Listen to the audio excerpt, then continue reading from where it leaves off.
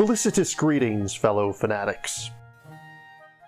Welcome back, everybody. I'm Adam the Fanatic, and today we're taking a look at Heroes of Might and Magic by 3DO for the Game Boy Color. Is this little cartridge worthy of the lofty name of its computer counterpart? There's only one way to find out. Without any further ado, let's dive in. The Might and Magic series has a long and storied history, starting back in 1986, making it one of the longest running video game franchises, with a new title slated for release later this year. The series started off as a direct competitor to the Ultima series, becoming one of the foundational titles of the CRPG genre. It did quite well for itself with its first 5 entries, and after that, they launched a spin-off in 1995 known as Heroes of Might and Magic. And despite what the Wikipedia article says, a strategic quest is a tagline, not part of the name. One of the most well-known and critically acclaimed turn-based strategy series out there, Heroes of Might and Magic combined RPG-like character progression with tactical battles and minor empire-building elements. The basic structure is fairly simple. You start with a single castle, which you can spend resources to upgrade, and as it upgrades, you gain access to more units. Those units form the basis of your armies, which are led by the eponymous heroes. Though despite the name, they don't necessarily need to be heroic. Acting as tactical commanders, you'll use your heroes to move your armies across the map. With them, you can secure mines, clear out hordes of monsters, and search for hidden treasures. They can equip powerful artifacts to bolster their forces, and cast mighty spells to turn the tide of battle. But eventually, their ultimate goal is generally to do battle with enemy armies and besiege their castles. Castles are divided into 4 factions, each of which has their own theme and types of units they can recruit. And capturing a castle of a different faction than the one you started with can be built up to potentially give you access to their entire roster of units. While it's generally agreed that the next couple games vastly improved upon this foundation, especially in regards to the practically non-existent campaign mode,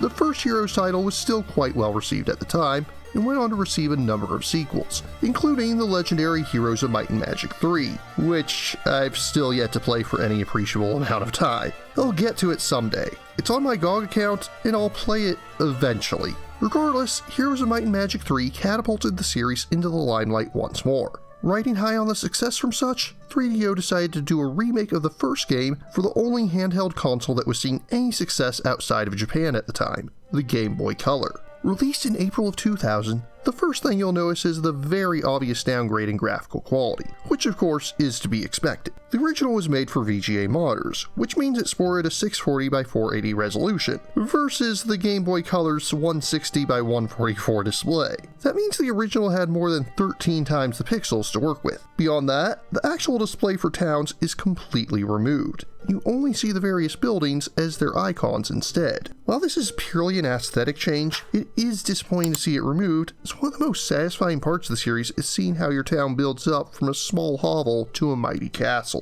But as I've said in many other reviews, graphics are far from the most important thing in a game. So how well does it play? At its core, the gameplay is actually nearly identical to its PC counterpart, with most of the mechanics working identically to how they do in the original. The controls are slightly clunkier. The game is clearly designed for a mouse and keyboard, whereas with the GBC, you're obviously limited to the D-pad, 2 main buttons, and 2 secondary buttons. It definitely takes some getting used to, but it's serviceable at least. They did cut the campaign mode, but let's be honest, the campaign barely existed for the first game anyways. This would be a much bigger drawback if they were porting other games in the series. Still, those weren't the only limitations of this version. They did have to cut the teleportation spell, or at least they meant to cut the spell from the game. You can never learn it from a mage tower, but you can learn random spells from various huts dotted throughout the game, and sometimes this random spell will be teleportation. But if you actually try to use it, it'll freeze your game. There's also the fact that information is a lot less transparent in this version.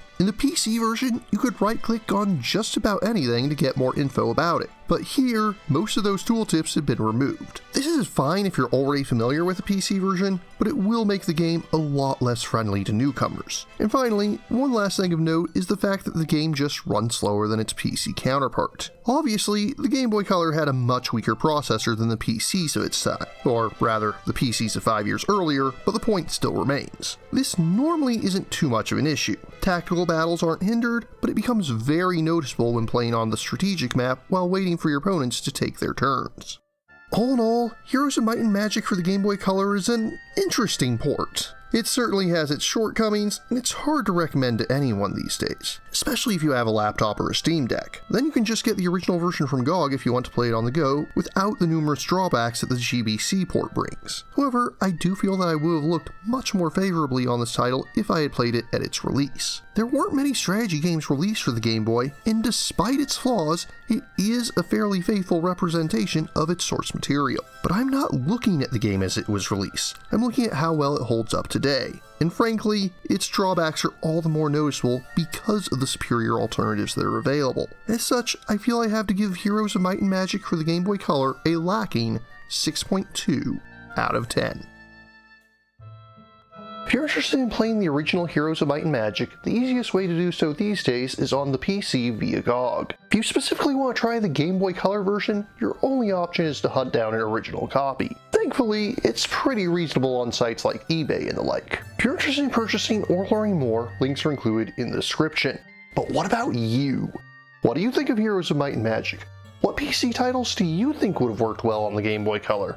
If you have any questions, remarks, or opposing points of view, leave them in the comments down below.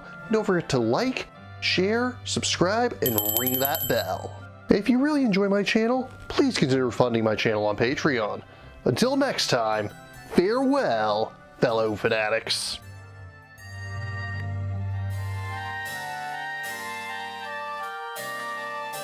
Thank you again for watching. I have plenty more to share with you if you're interested. You can click up here above my head to subscribe to my channel. You can click over here on my monitor to see the most recent video that I've worked on. Or if you prefer, you can click up here to open this mysterious vault and see what video that the YouTube algorithm has picked just for you.